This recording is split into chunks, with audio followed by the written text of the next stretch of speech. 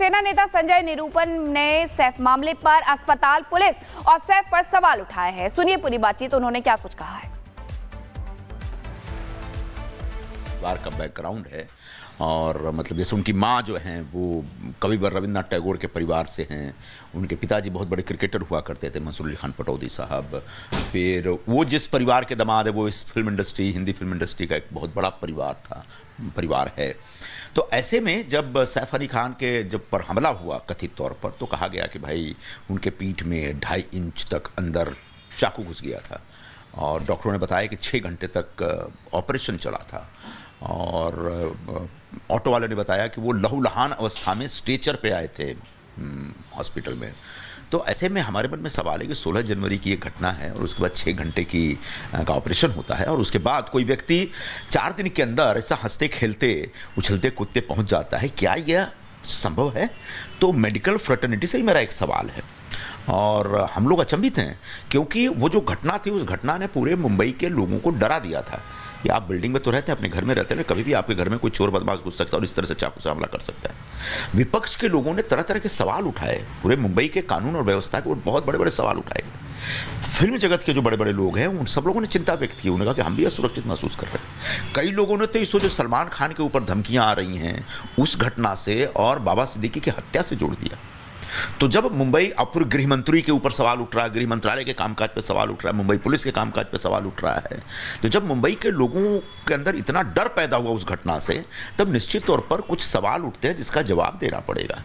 और पहली जिम्मेदारी तो पुलिस की है, मुंबई पुलिस को जवाब देना पड़ेगा। और उसके साथ साथ मुझे लगता है जो करीना कपूर खान कह रही हैं कि स्टॉप दिस नॉनसेंस और ये हमारा परिवार का मामला है, नहीं, सिर्फ परिवार का मामला नहीं है और ये एक प्राइवेट मामला अब नहीं है।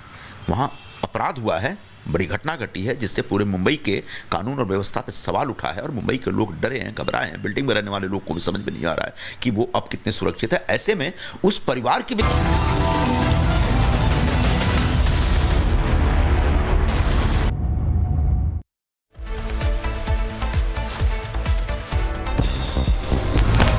महाकुंभ में यूपी कैबिनेट की मीटिंग, गंगा सक्कुल में बनाया गया है मुख्यमंत्री का शिविर। बैठक में प्रदेश के सभी मंत्री मौजूद। रिपब्लिक भारत से बोले स्वतंत्र देव सिंह, कहा हमारी संस्कृति हमारी पहचान, सनातन धर्म से जाने जाते हैं हम। सपा बसपा सरकार में होता था सनातनियों का अपमान। सपा बसपा शासन में जिस समय सनातन धर्म का और राम मंदिर, राम सेतु का जिस पर अपमान होता था, आज देखेंगे पूरी दुनिया जो भी पुरानी हमारी परंपरा हैं, जो हमारा सनातन धर्म है, जिसके कारण देश जाना जाता है, जन जाने जाते हैं, लोग जाने जाते हैं। आज हमारी पहचान क्या है? हमारी संस्कृति। रिपब्लिक भारत पर बोले यूपी सरकार के मंत्री दानिश आजाद, कहा महिलाओं को सुरक्षा को लेकर के प्रयास करना हमारा फोकस, प्रदेश के विकास को मिलेगी गति।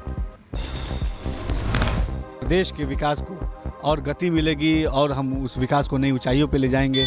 प्रदेश की जनता की सेवा, प्रदेश की तरक्की, प्रदेश के रोजगार के लिए काम करना, प्रदेश की महिलाओं के सशक्तिकरण के लिए काम करना, प्रदेश में एक सुरक्षित माहौल बनाना, ये हमेशा योगी सरकार का लक्ष्य रहा है। महाकुंभ को लेकर यूपी सरकार की मंत्री गुलाब देवी का बयान, का 144 सालों बाद बना सहयोग, हम सब सौभाग्यशाली, हमें मिला है ये मौका, योगी जी के नेतृत्व में हो रहा विकास का काम। जो इस जीवन में दोबारा 144 साल के बाद जिसका भाग्य होगा उसको मिलेगी। हम लोग भाग्यशाली हैं और सबसे ज़्यादा भाग्यशाली इसलिए हैं कि माननीय मुख्यमंत्री जी के नेतृत्व में ये डुबकी लगाई जा रही है। यूपी के डिप्टी सीएम केशव प्रसाद मौर्य ने महाकुंभ की तैयारियों को लेकर विपक्ष पर साधा निशाना, कहा इससे पहले सरकारों में भी कुंभ हो चुके हैं, कैसी व्यवस्था थी हम सब ने देखा था। देखिए, विपक्ष को मानसिक रोग है, दृष्टि दोष है, इसका इलाज कराएं। यूपी में सहकारिता मंत्री स्वतंत्र प्रभार जेपीएस राठौर ने विपक्ष पर साधा निशाना, कहा महाकुंभ में आए विपक्ष और विकास के नए आयाम देखे। महाकुंभ देखने कभी नहीं आएंगे, कुप्रबंधन है, निकाल देंगे। जब महाकुंभ में पूरा देश दुनिया के लोग यहाँ डुबकी लगाने आ रहे हैं तो वो हरिद्वार में डुबकी लगाने जा रहे हैं। जब हरिद्वार में महाकुंभ होगा तो हो सकता है यहाँ डुबकी लगाने आ जाएं। तो उत्तर प्रदेश के उप मुख्यमंत्री ब्रजेश पाठक ने विपक्ष पर साधा निशाना, कहा विपक्ष के पास बोलने के लिए कुछ नहीं। महाकुंभ में योगी कैबिनेट की होने वाली बैठक को लेकर प्रशांत कुमार का बयान, कहा सुरक्षा के कड़े इंतजाम, श्रद्धालुओं को ना हो कोई परेशानी, इसका रखा गया है पूरा ध्यान। तैयारियां संपूर्ण कर ली गई हैं, लगातार साफ सफाई और अन्य व्यवस्थाएं कराई जा रही हैं और ये प्रयास किया जा रहा है कि बेहतर से बेहतर सेवाएं और सुविधाएं जो भी डुबकी लगाए उसको दी जाए। मौनी अमावस्या के बारे में भी इसके बाद से हमारी अधिकारियों के साथ बैठक होगी। यूपी डीजीपी प्रशांत कुमार ने संगम में लगाई आस्था की डुबकी, खुद मोटर बोट चलाकर घाटों की देखी सुरक्षा व्यवस्था। महाकुंभ में कैबिनेट बैठक पर अखिलेश ने उठाए सवाल, कहा महाकुंभ राजनीति की जगह नहीं। प्रयागराज वो स्थान नहीं है जहां पर राजनीति और राजनीतिक कार्यक्रम और फैसले लिए जाएं। महाकुंभ के दौरान अत्याधुनिक मेगा किचन का अनावरण, भक्तों के लिए तैयार किया गया महाप्रसाद। महाकुंभ में श्रद्धालुओं के पहुंचने का सिलसिला जारी, त्रिवेणी संगम में लोगों ने लगाई। दिल्ली में मिडिल क्लास को लेकर के बोले केजरीवाल, कहा सभी पार्टियों ने मध्य वर्ग के लोगों को दबाया, हर जगह वसूला जाता है इन लोगों से टैक्स। इस वोट बैंक और नोट बैंक के बीच में एक बहुत बड़ा ऐसा वर्ग है जो पिस के रह गया है, वो ना इधर का है ना उधर का है, और ये वर्ग है भारत का मिडिल क्लास। कोई भी पार्टी आज मिडिल क्लास के हित की बात करने को तैयार नहीं है। केजरीवाल ने बीजेपी पर बोला हमला, कहा पूरी दिल्ली से शिकायत आ रही है, गुंडागर्दी पर उतरी हुई है बीजेपी, पुलिस गुंडों को संरक्षण में कर रही है सहयोग, दिल्ली हिंसा बर्दाश्त नहीं करेगी। भारतीय जनता पार्टी के गुंडों को गुंडागर्दी करने में संरक्षण देते हैं या फैसिलिटेट करते हैं, पार्टिसिपेट भी करते हैं।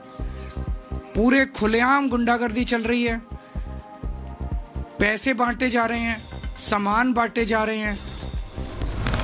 दिल्ली की मुख्यमंत्री आतिशी ने बीजेपी पर साधा निशाना, कहा विधानसभा में गुंडागर्दी का माहौल, दिल्ली में बीजेपी ऐतिहासिक हार के लिए आगे बढ़ रही।